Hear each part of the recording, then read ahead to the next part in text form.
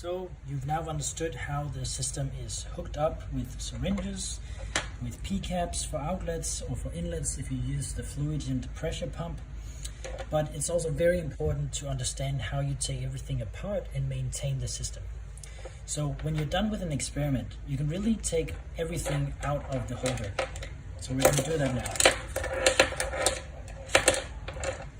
now. Also the plugs.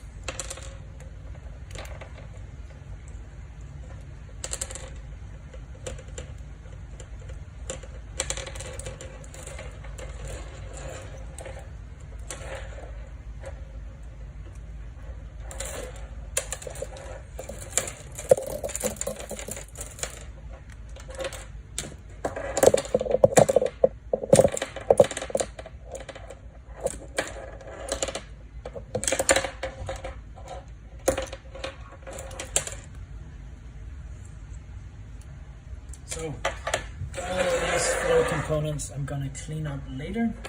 For now, I'm going to continue to take the holder apart by screwing off the lid. First I loosen all the screws slightly and then just take them all the way out.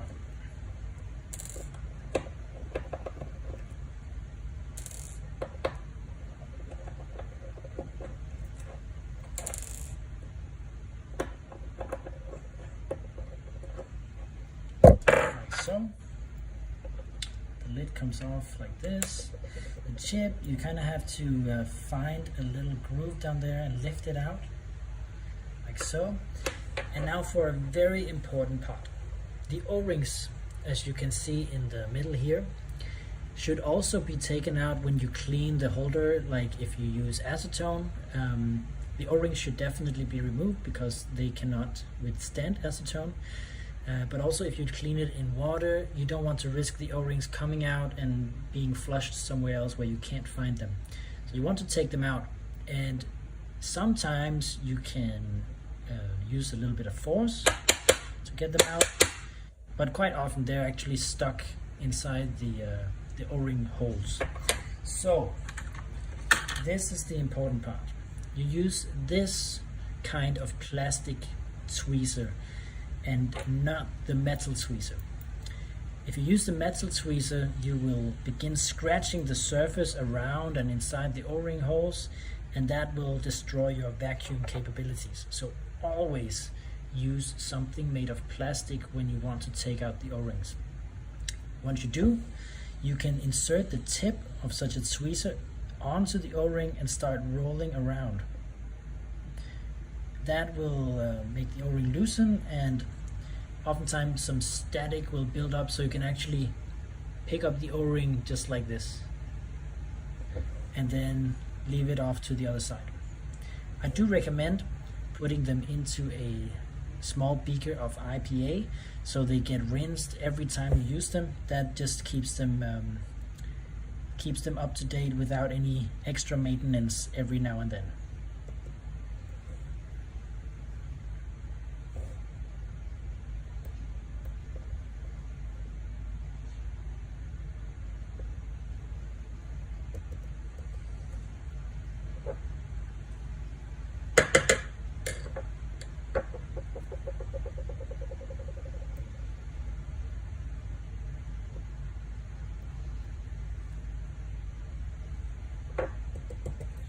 So once the O-rings are out, you have this pure piece of PEEK which can withstand a lot of chemicals.